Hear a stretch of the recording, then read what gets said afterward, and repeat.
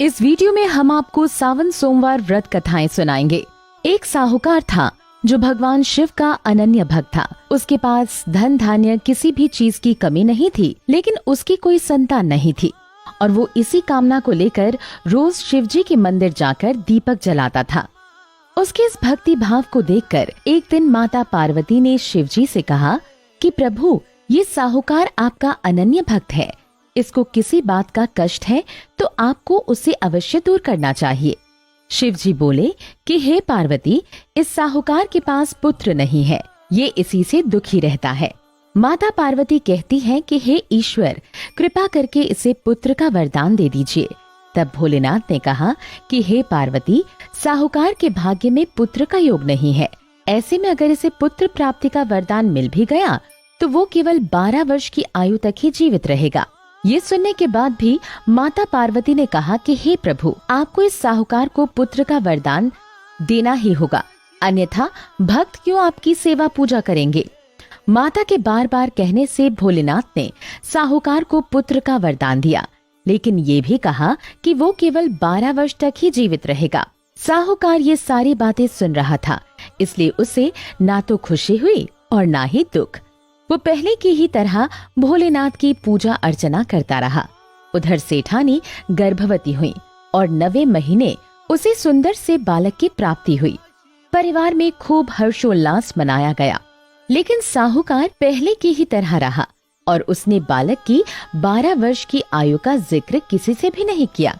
जब बालक की 11 वर्ष आयु हो गई तो एक दिन साहूकार की सेठानी ने बालक के विवाह के लिए कहा, तो साहूकार ने कहा कि वो अभी बालक को पढ़ने के लिए काशी भेजेगा। इसके बाद उसने बालक के मामा जी को बुलाया और कहा कि इसे काशी पढ़ने के लिए ले जाओ और रास्ते में जिस भी स्थान पर रुकना वहाँ यज्ञ करते और ब्राह्मणों को भोजन कराते हुए आगे बढ़ना। उन्होंने भी इसी तरह करते हुए जा रहे थे कि रास्ते में एक राजकुमारी का विवाह था। जिससे उसका विवाह होना था वो एक आंख से काना था। तो उसके पिता ने जब अति सुंदर साहूकार के बेटे को देखा तो उनके मन में आया कि क्यों ना इसे ही घोड़ी पर बिठाकर शादी के सारे कार्य संपन्न करा लिए जाएं।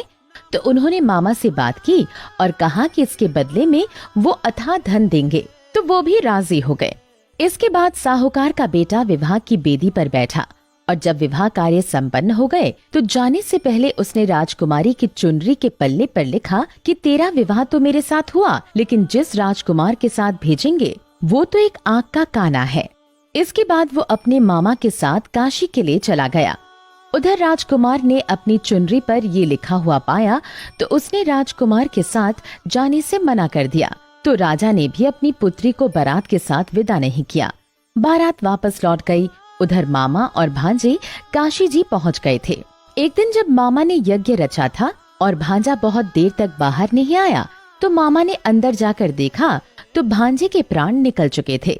वो बहुत परेशान हुए, लेकिन सोचा कि अभी रोना पीटना मचाया तो ब्राह्मण चले जाएंगे और यज्ञ का कार्य अधूरा रह जाएगा। जब यज्ञ संपन्न हुआ तो मामा ने रोना पीटना शुरू किया। उसी समय शिव पार्वती उधर से जा रहे थे। तो माता पार्वती ने शिव जी से पूछा, हे प्रभु, ये कौन रो रहा है।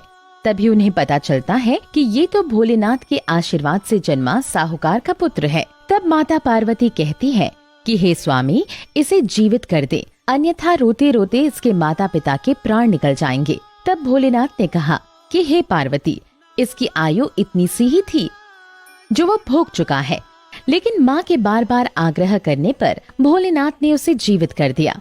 लड़का ओम नमः शिवाय करते हुए जी उठा और मामा भांजे दोनों ने ईश्वर को धन्यवाद दिया और अपनी नगरी को लौटे।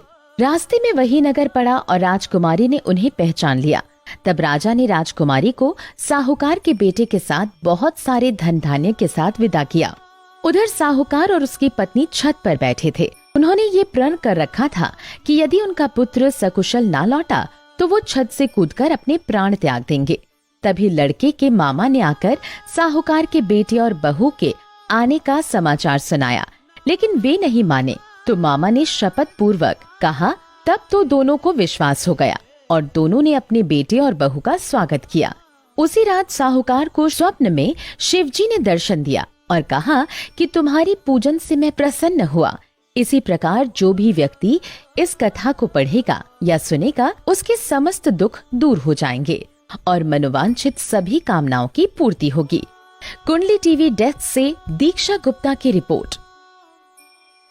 इसी तरह की और भी जानकारी लेने के लिए हमारे चैनल को सब्सक्राइब करें और नई वीडियो की नोटिफिकेशन के लिए बेल आइकॉन दबाएं। अगर आप ये वीडियो फेसबुक पर देख रहे हैं तो वीडियो को लाइक और शेयर करें।